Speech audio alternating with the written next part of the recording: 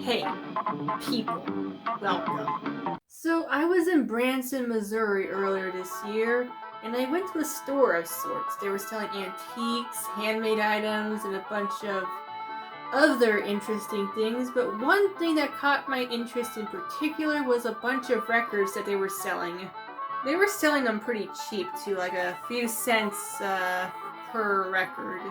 So I decided to pick a few of them up because I thought they would be interesting to make art on, and also it might make for some really interesting videos. I kind of wanted to do it as like a series of sorts.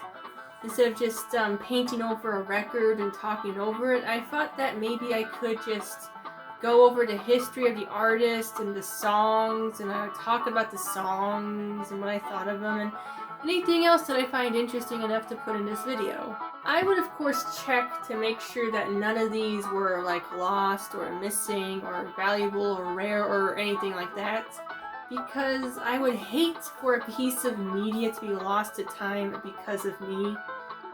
So I carefully researched it, and thankfully the record that I'm talking about today is not rare at all. Now that's not to say that there's nothing interesting to talk about, because otherwise I wouldn't be making this video and it wouldn't be as long as it is.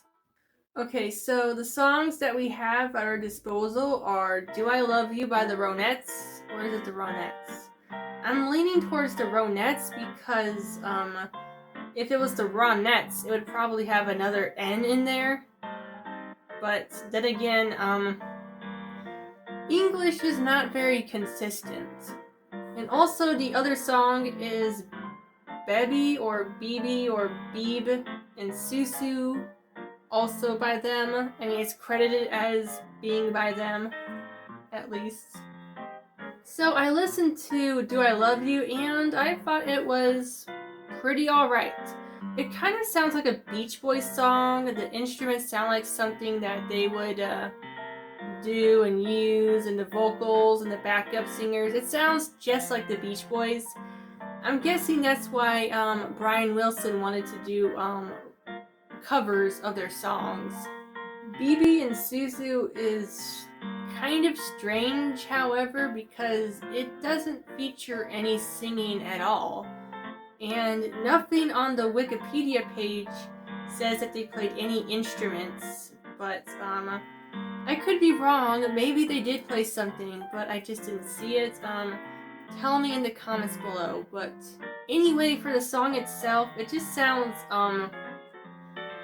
kind of like generic background music for like a club or something. It's just, I kind of forgot what it sounded like actually. But tell me what you guys think of these songs. They're freely available to listen to on YouTube, so go find them. But what about the artists themselves? Who are the Ronettes? What's their story? Well, buckle in, because this is going to be a bit of a wild ride here. Okay, so the Ronettes were an American girl group that was started in 1957 to 1967. And then again from 1973 to 1974. The group was started by Veronica Spector, her sister Estelle Bennett, and their cousins Nedra Talley, Elaine Mays, and Diane Litton. But after a while, Elaine and Diane left the group, leaving only Veronica and Estelle and Nedra. I don't know how you pronounce it, sorry. So yeah, they were kind of like a family group. They only performed for each other at their grandma's house, and they practiced and got better at harmonizing and vocalizing and all that other stuff. And they started doing small shows, and then they eventually met a man named Stu Phillips, who was a producer for Pics Records. They recorded some songs, but they weren't like too successful really. But then, like something out of a sitcom, the Ronettes were mistaken for a completely different group, a dance group, mind you. For some reason, they were going to a lounge called the Peppermint Lounge, and They were underaged. For some reason, they were going to a club when they were underaged. The Wikipedia article didn't really say why, but they did. And then when they showed up to the club, somebody there thought that they were the backup dancers for like this other band that was part of the Peppermint Lounge called Joey D and the Starlighters. But you know what? It worked out because when they were doing the show and dancing and stuff, David Brigatti, one of the Starlighters, gave Veronica the mic and she sang "What Did I Say" by Ray Charles. And it was a hit. The Ronettes became a permanent part of the Peppermint Lounge. Each of the girls were paid a hefty sum of $10 per girl per night. Which, if you add the inflation, is almost $100 in today's money. Which is a lot.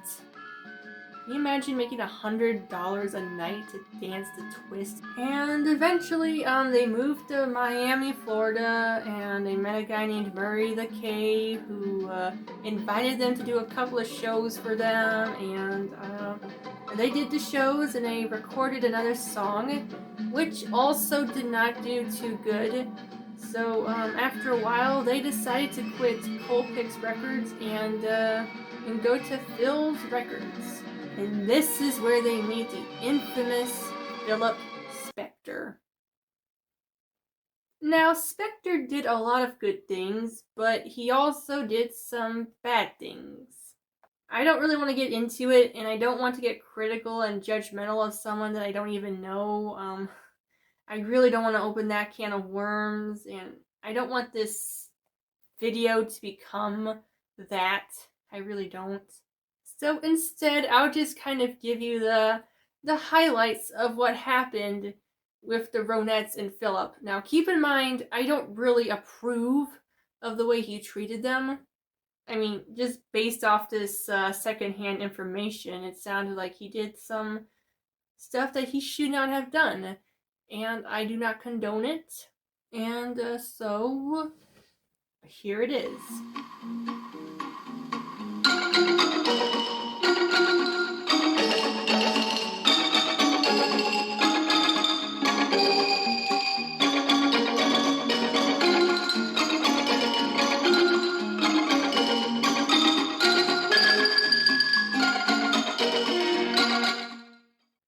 Now keep in mind, this is all from Wikipedia. I wasn't there. I don't know anybody involved in the situation, okay? And after all that, she still decided to marry him.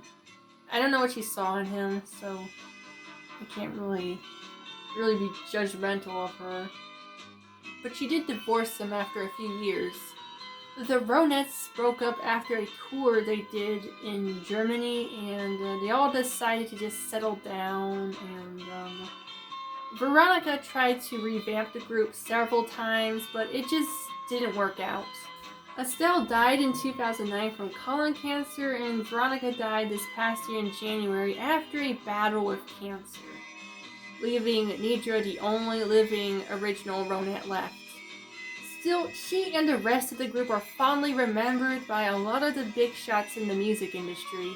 You got Brian Wilson of the Beach Boys, Bruce Springsteen, and Billy Joel. They all took inspiration from Veronica Spector. So this story I thought was pretty interesting to say the least.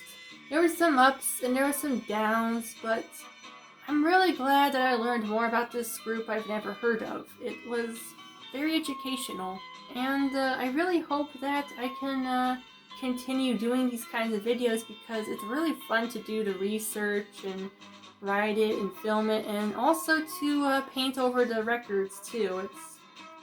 It's pretty fun. Tell me what you guys think of the video. What did you think of the Ronettes? How do you like their fashion style? What do you think of their music or something? Tell me in the comments below. And also some tips would be very helpful. I want to do more of this, like I said. Anyway, thank you all so much for watching this video. Y'all have a wonderful day and peace out.